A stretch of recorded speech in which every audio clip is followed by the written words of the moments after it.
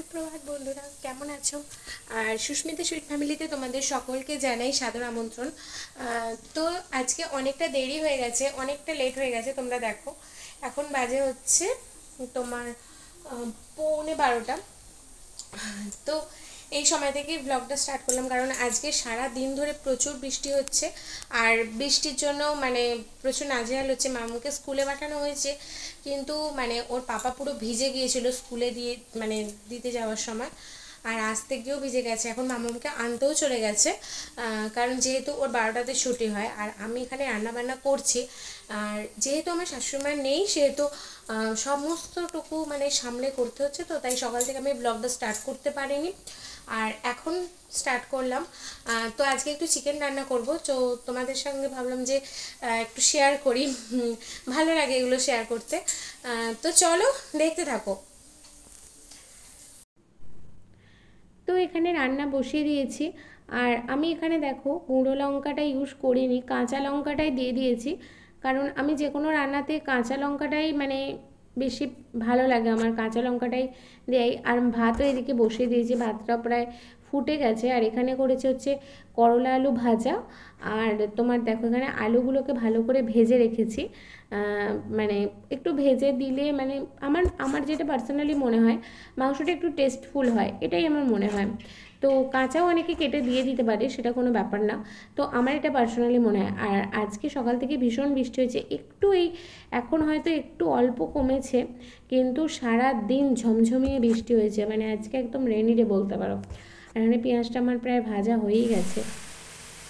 প্রচণ্ড গরম, আর গরমের মধ্যে আমাদের পাখাটাকেও উপরের দেখো পাখাটাকে খুলে নিয়ে চলে গেছে সারানোর জন্য।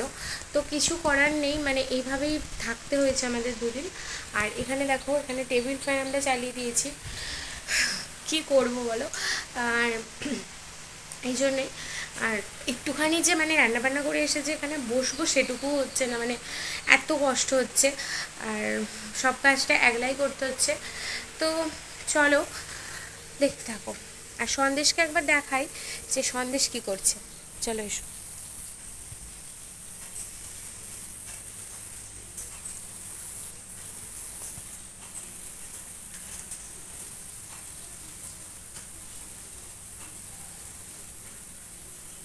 দেখো ও একদম ভিতুরাম পাখি, একটু ভয় দেখবে, যেদিকে যাবে সেদিক থেকে পুরো একদম সরে যাচ্ছে। দেখো অন্যদিকে গিয়ে বসছে, আবার এদিকে এলে দেখবে আবার এদিক থেকে সরে যাচ্ছে।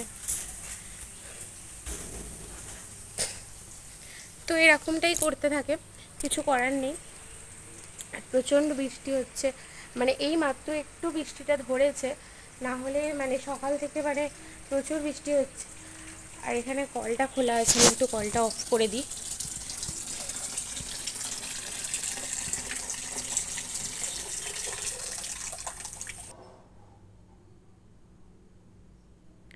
আর এই দেখো মাংসটা এখানে প্রায় কষা হয়েই গেছে, আর ভীষণ সুন্দর একটা কালার এসেছে। হ্যাঁ, কাঁচা লঙ্কা দিয়েছিলাম, কিন্তু তাতে আমি কাশ্মীরি অ্যাড করি।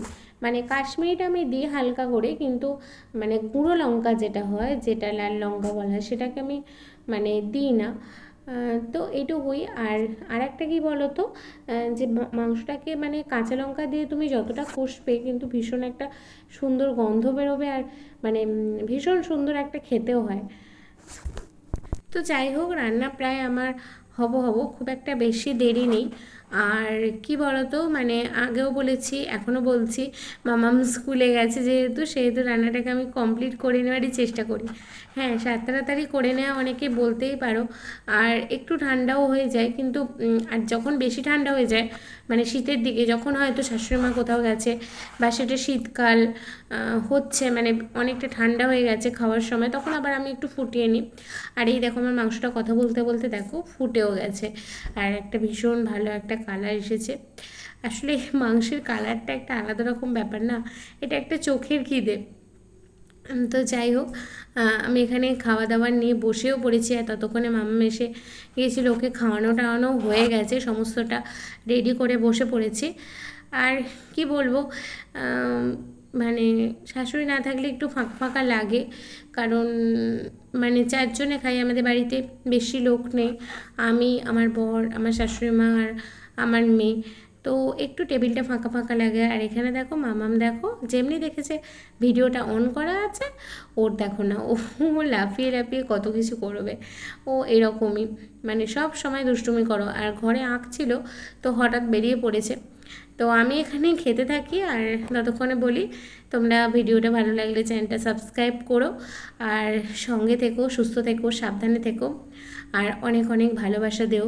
তোমাদের ভালোবাসাটাই কিন্তু আমার মানে সমস্ত ইউটিউবারই ক্ষেত্রেই বলছি, মানে তোমাদের ভালোবাসাটাই আমাদের কাছে সব। তো আজকে এটুকুই, আবার নেক্সট ব্লগে তোমাদের সাথে দেখা হচ্ছে। তো ততক্ষণে সুস্থ থেকো আর সাবধানে থেকো। টাটা।